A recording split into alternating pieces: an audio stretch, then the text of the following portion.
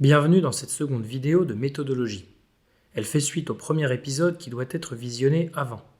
Je vous recommande aussi d'avoir pris le temps de mettre en pratique sa méthode avant de passer à la suite. Alors c'est parti. Si on se lance dans des révisions sans méthode, on perd un temps précieux sur des détails et on passe à côté de l'essentiel.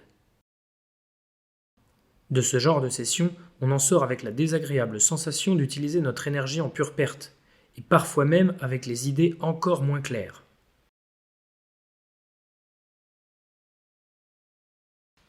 Dans cette vidéo, il s'agit de voir comment compléter et utiliser nos fiches rédigées au préalable pour préparer vraiment un examen ou un concours.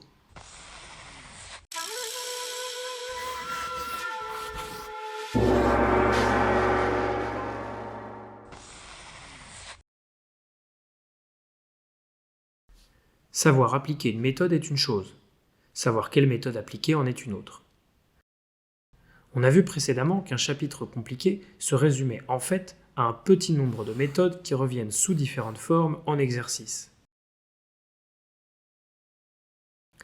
Pour être capable d'identifier la méthode à employer dans toute situation, on repère les mots-clés.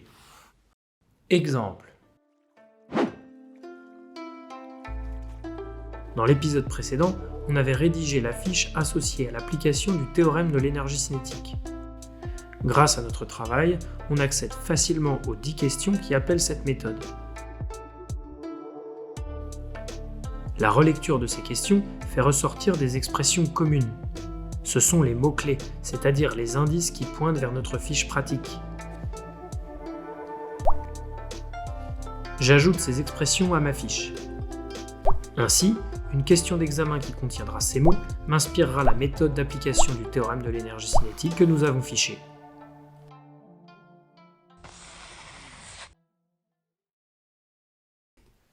On arrive enfin à la technique qui donne sa raison d'être à notre système de fiches et à tout le travail minutieux de classement qu'il requiert.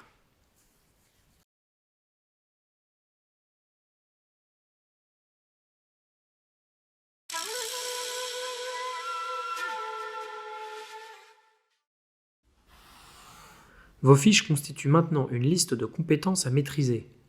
Il faut s'en servir comme d'une checklist.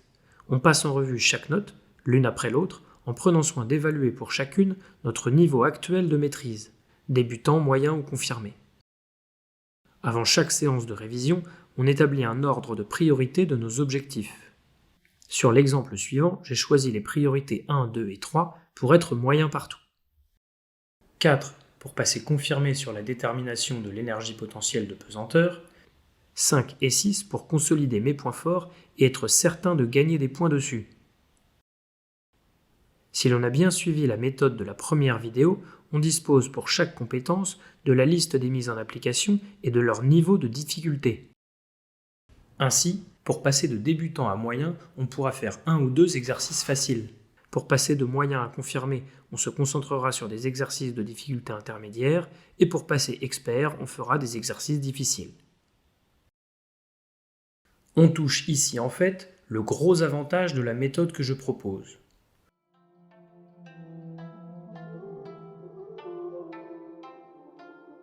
En effet, au lieu de consacrer 3 minutes par exercice pour avoir le temps de tout revoir, on accorde le temps total sur quelques exercices bien choisis que l'on refait sans tricher, c'est-à-dire à partir d'une page blanche et sans la correction sous les yeux.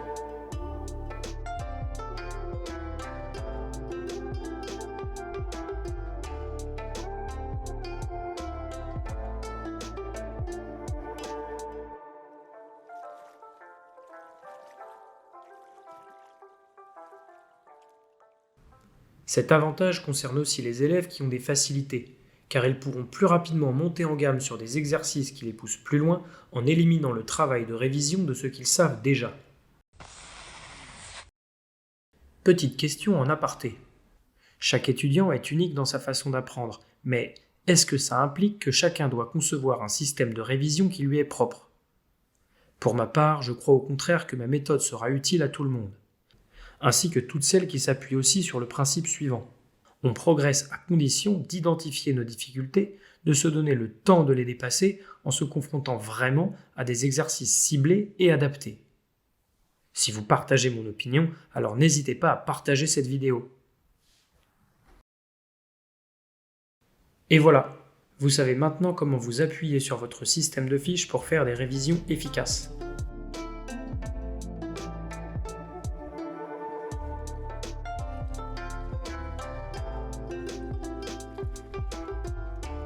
Il y a effectivement un coût d'entrée dans la méthode car ça demande du travail de la mettre en place. Mais cet investissement est largement récupéré en temps gagné au moment des révisions, mais au quotidien aussi.